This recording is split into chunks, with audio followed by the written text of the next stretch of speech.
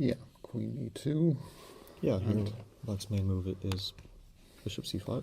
Mm-hmm. You saw it from the other line that the bishop is very well placed on this diagonal. It hits f2, and could come to d4. And that's why, because it's such an active piece, we just play bishop e3 immediately, and we're quite happy to trade off bishops because, as I mentioned before, it does maybe relieve a little bit of tension in his position, exchanging some pieces. But once he trades off his bishop, c5 is weakened. Yeah. There was one game where white tried knight d2, and it's also an interesting move. If knight g4, we're not really too worried, because again, rook f1, followed by knight f3 is quite secure. And after bishop g4, knight f3, black did get the d4 square for his bishop, but white got the bishop pair. And he played rook b8. The point of rook b8 was white wants to play c3 here. Yeah. If white gets c3, then he can develop his bishop on c1 freely, and he has a bishop pair advantage. I remember we had a similar, well, it's all similar, of course, a similar position in one of the lines before, and then we tried to get a queen onto the third rank and play c3, and we have it, Exactly the same idea. Yeah. That's why he played rook b8, and the game eventually ended in a draw after a5, queen d6. But white had the option of playing bishop c4, provoking a5. Of course, it's understandable that he wanted, and white was Lu Shanglei, who's quite a strong grandmaster, that he wanted to fix the weakness on a6 with a5. But in this case, it's more important to get c3 immediately. And if he had played like this, he would have had not a huge advantage, but a rather pleasant one. So knight d2 is an option, but black is not forced to play bishop g4. He could have played a move like a5 instead. And so, okay, it's sort of an interesting option that white can try, but my main recommendation is going to be to exchange this bishop immediately. And I played this move twice. The first time against Fressinet. Who you mentioned as an expert in this. No, he's quite an expert in this. Yeah. He plays Marshall himself. He's worked with Magnus on the Marshall as well, so he definitely knows his stuff. At the time, though, I think he was rather unfamiliar with this position. And he played queen e7, which is not the best move. He could have also taken on e3, but after queen e3, queen e7, knight d2, white gets what he wants. And if allowed, white will play a5, bishop c4. Otherwise, if black plays a5, white can consider rook c1 and c3. And I think I mentioned this idea in another position. c3, open the c-file, and take advantage of c7. May I steal? No, it's quite a good move. You could also play c3 immediately. Yeah. But I think that we would be even happier after taking to take with the rook. So that's why black shouldn't be too compliant. He shouldn't take immediately. He should play some move which either tries to support the bishop either on c5 or d4. Direct refutation of knight takes e4. I mean, there must be a good way. You probably loses material instantly, but I assume that queen f3. Yeah. Well, actually, queen f3. Bishop b7 maybe. Queen f3, bishop b7. Yeah. What do you? Maybe I can play queen c4. Yeah. This is probably the problem. Yeah. Okay. Somehow I forgot the tactics behind this position. Well, I think you mentioned before that knight e4 actually never really works for black. It never seems to work for black. For several reasons, and this might be a concrete one here. Here, I think I think the problem is queen c4. So I attack this and this, and if you take, I take on e4, and suddenly I'm hitting the rook on a8. So after bishop e3, queen e7 was Fresnet's choice. I played knight d2, and yeah, I mean, black has more than one option. He played bishop g4, which is a natural move. If he takes queen e3, we already saw his position, and if he plays bishop b7, which was also played, Robson himself played bishop c4 here. I also think a perfectly good way of doing it is just playing f3, and then slowly, now you get knight c4, and as I mentioned before, the bishop on b7, hitting e4, not a very active piece. If allowed, white plays a5 as well here? Here, white in general would be happy to play a5 and bishop c4, yeah. One idea is to play a5, bishop c4, knight b3, exploit the c5 square, the weak a pawn. The other idea is to play knight c4 and then knight a5, hitting the bishop on b7. Again, it depends on how black plays. Robson played bishop c4. Again, e4 is always immune because we can always take on c5, like knight e4, bishop e4, bishop c5 wins a piece. His opponent played rook f d8, and he played a5. Exactly as you mentioned, white is happy to get this, to fix this pawn in a6. The problem for black is if he plays a5, and we, for example, play f3 and then knight b3, the pawn on a5 is also weak, because our knight on b3 really hits it and stops black from moving the rook on a8.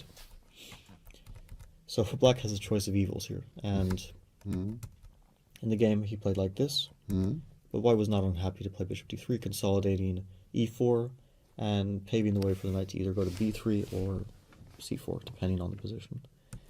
He played knight b3, and black was rather tied down.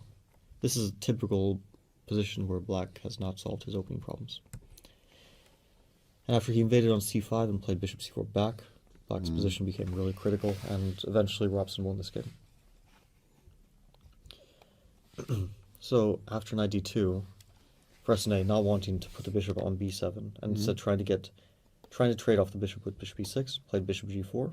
And his idea was after f3, take, bishop e6. He can argue that the pawn on f3, if the bishop is not on b7 but on e6, opens the way for some checks on the diagonal. Now, this position, black is still worse, but it's better for him to have the pawn on f3 than on f2. At least slightly better. In the long term, it weakens white's king a little bit. Now, not very seriously, but enough to give black more chances for equality. So after bishop g4, I took on c5, queen c5, and queen e3, and I was quite happy to get the endgame that we got in the game. And Fresnay acquiesced to it immediately. He could have played queen e7, but now he's just admitting that his whole bishop g4 idea didn't work out. And here white plays knight c4. Now white would be happy to play knight a5, because knight on a5 stops black from playing rook d8, right? Because of knight c6 ideas. And if a5, we have this typical idea again. Rook c1, for example, rook d8, and c3. And now we open the c file, and e5 is very weak. Like, we're threatening taking, and then if queen takes, knight e5. This would not be very good for black at all. But probably better than what happened in the game, because after queen e3, rook e3, the exchange of queens doesn't ease black's defensive task in any way. Rook d8 happened, knight c4, hitting the e5 pawn, so he played rook e8. Now knight a5. And this is a very annoying move. Knight c6 is a threat, hitting this and hitting this. And in some cases hitting e5, but b4 is the real target now.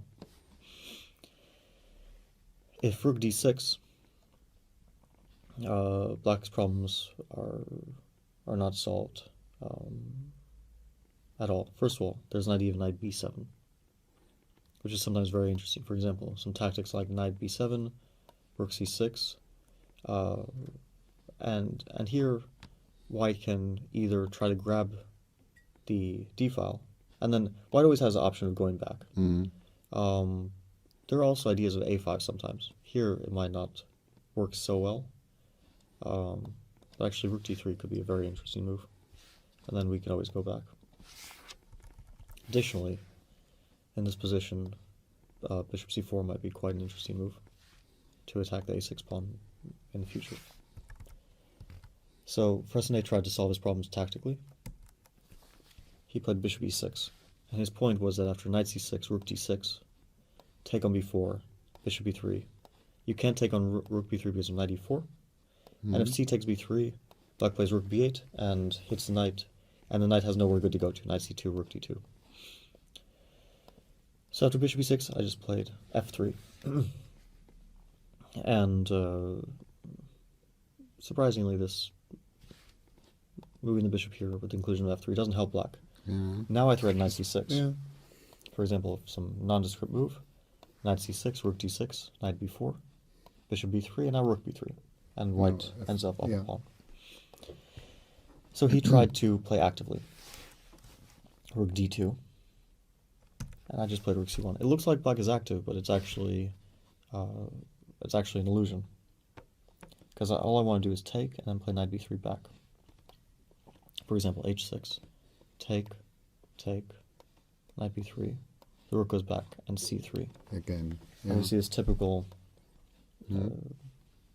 maybe take with this rook, but also with this rook. c7 is weak, and this endgame is not even close to equal. Black is actually much, much worse. He did something similar. Knight d7. I took, knight b3. He has to go back, and c3. c7 is hanging in many lines. And by the way, c5 doesn't solve his problems either. After take, rook c8, he's forced to go knight f8. And I can start attacking his pawns with knight c5, with rook b8 ideas. And this pin is really annoying. So he took. c7 is hanging. He was hoping to find some refuge in the rook ending, which we achieved after this. First I threw in the move a5, before taking on c7. Because of the weak back rank, he can't take on b2. And after h5, I collected f7. Rook takes b2. Maybe he thought there was still some hope with rook g6. But after rook f5, I kept attacking his pawns, and he slowly lost his position. So that shows that in this line, after knight d2, no matter how many pieces get exchanged, black is left with weaknesses. We see again and again that black trades pieces. It seems like he might get closer to a draw. But he's still saddled with the weakness on c7 and on b4 and on e5. All these pawns are potentially weak, especially this is a surprising weakness, that c7, it doesn't look like a weak pawn. But because black's b-pawn has gone so far forward, it ends up being a backward pawn, especially after we play c3 and open the c-file.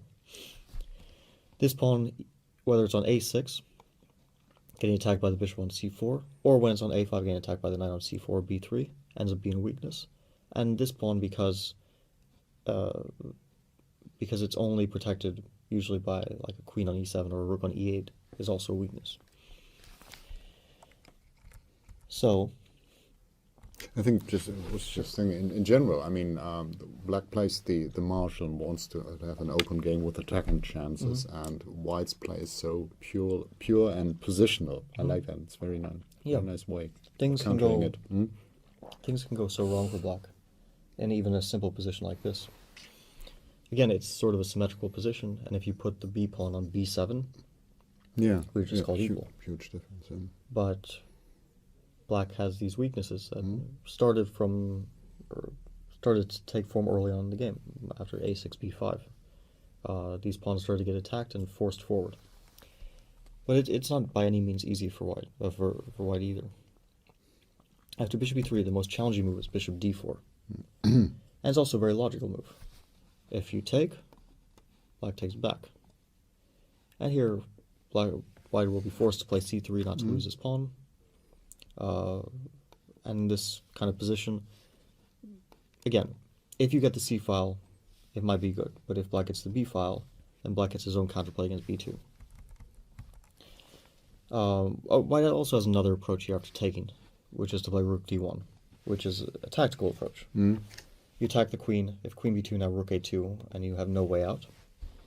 Or if queen e4, you get hit by bishop d5 stuff. Attacking this. After rook d8, bishop f7? No. At the very least. I mean, I was also wondering if rook d3, but bishop f7, king f7, rook d8 just picks up the rook. So tactics, the immediate tactics are not working out for black. And if you play queen c5, then knight d2, and this is kind of the position we want to get, right, with white, where we can develop our knight without worrying about b2. One second, bishop g4 is not something to be afraid of. Yeah, after rook d, what was it? After rook d1 immediately. Rook d1, bishop queen c5. What was it? Yeah, queen c5, knight d2. Yeah. Bishop g4, knight f3. And then superior minor. Just play for the superior minor piece. Yeah, I think if you are to trade at some moment, like rook, or let's say h6, I don't know, some take. This might not be so bad. But my bishop is really strong on b3, and it kind of dominates your knight. And I also think that after like rook d8, I can fight for the d-file with a move like rook d3. If you trade and queen takes, then now I have the d-file. Yeah. And if you don't trade, I'll play rook d1 and try to get the d-file like that. But black has a move which avoids all this stuff. After rook d1, the move is bishop g4. Again, using tactics. He's using the fact that f3 is not a legal move because of the pin. Black forces the trade of queens. Take. And so this is a playable position for white. It's a position with a lot of theory going into some deep endgames, where black is considered to be a little bit worse, but holding on with precise play. And that's in two ways. Either white plays this position, rook b4. Here white actually won a game, and Dubov, he was well prepared.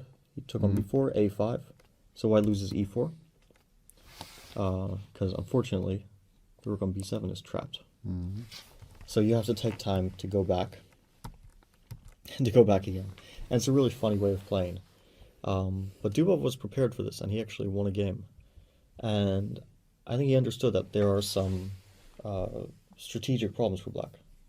Yeah, you won the central pawn, but you still have a lot of weaknesses. And that was sort of what happened. So tactics kind of simplified the position immediately. And this position, after rook d1, he actually won this rook ending. It's a bit surprising, but black has long-term weaknesses, which even in rook ending can become relevant. So they traded everything off. And here black was a little bit tied down to his weaknesses. I can't really recommend this because it's objectively a draw. But you could see that even a very strong player like Sashi Kiran found some issues here, even once everything became simplified. There were some slight issues with the weakness of the a-pawn. But objectively, black should not lose this position after rook takes b4. White's other approach is not to trade the b for the e-pawn, but to play rook d2. Now with bishop g4, white is very happy to chase the bishop back to some horrible square like that and play c3 and get this kind of typical advantage that we've seen in various positions. White will follow up with bishop c4, rook c1, b3, and try to exploit this weak c7 pawn.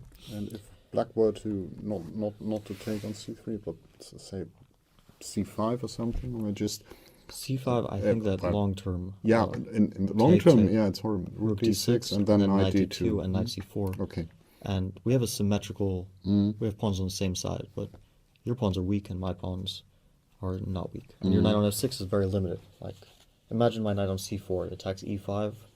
It goes to a5 to b6. It's a wonderful piece. Your knight on f6 doesn't attack anything. It's kind of stuck there, restricted by these pawns. But after rook d2, black again, with tactics, equalizes. He plays rook d8. You can't take because of rook d1.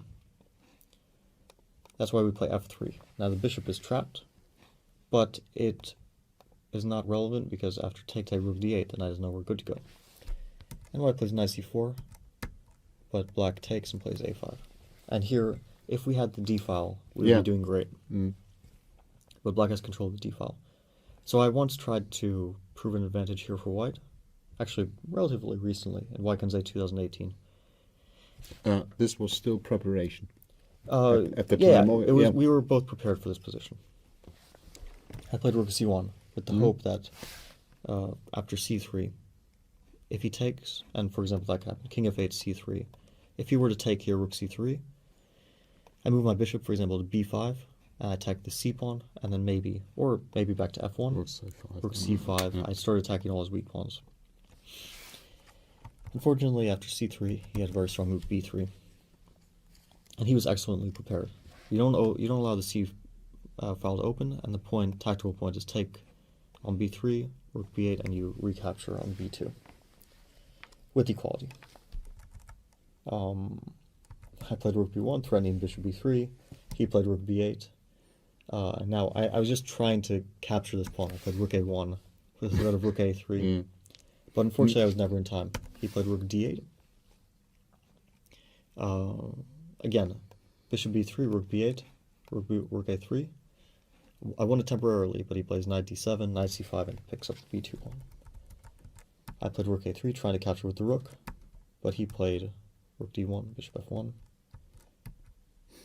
and then knight b6. And I had captured this pawn, but I'm pinned and uncoordinated, and this was enough for black to equalize the game. King f2, knight a4. We traded off another pair of pawns and made a draw. So that's why this line is a little bit better for white. All right? We saw that white is the one who's pressing matters. Black is the one who has to be accurate, but objectively doesn't promise enough. So here I want to suggest a new move. It hasn't been played before as far as I know. The move is very strange. It's queen d3. The point is simple. If we're given a move here, we want to take on d4. We force black to capture with the pawn at some point. For example, queen d4, e4, and then we play e5. And we push him back with the initiative. If he takes, we have the same position. We could have had it with the bishop on c5 capturing on e3 or the bishop on d4. It's the same exact position.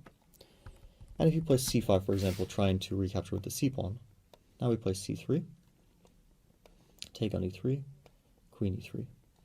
And this pawn is a bit of a weakness. Queen e7, knight d2, to be followed by knight c4, and possibly knight b6. If we put a knight on b6 and then support it with a5, that's an outposted knight and a very powerful piece.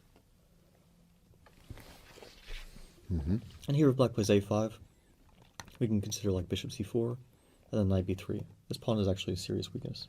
And by the way, so is a5.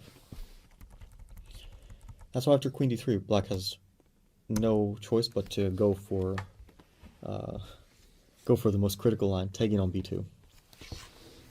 The tactical point of this, because if we go here, he goes back, or first takes and goes back, and ends up a pawn. Maybe not so clear. We might have some compensation, but not an advantage for it. So we take on a7, and that's the tactical point of queen d3. To start with, he can't recapture with the rook, queen d8. And if he recaptures with the king, queen d3. King on f7, bishop on b2 both are forked. Now he could play king h8, avoiding these tactics, but here white has an advantage. White trades queens, plays rook a2. Black plays bishop d4. There's no better square, because c3, we get the bishop pair. And here I think that we just protect this pawn, and then we collect rook c3. A3, yeah. So he goes to d4. We take. If he takes with the e-pawn, he allows us to start pushing our e-pawn ourselves. And we can do it immediately, but I think even more slowly, knight d2 to be followed up by e5, e6. And then also, ideas of knight b3, this pawn on d4 is a bit shaky. Black should take with the rook. And now we have a choice. We could either play c3 immediately, bc3, knight c3, with a slight edge. The reason is, again, we could even just formulate it as we have less pawn islands. Our pawns here are safe. We can follow by f3 to secure. And his pawns are, especially the e5 pawn. If you imagine a rook on c5, and I think that's more realistic than it seems, then suddenly his pawns just start falling off.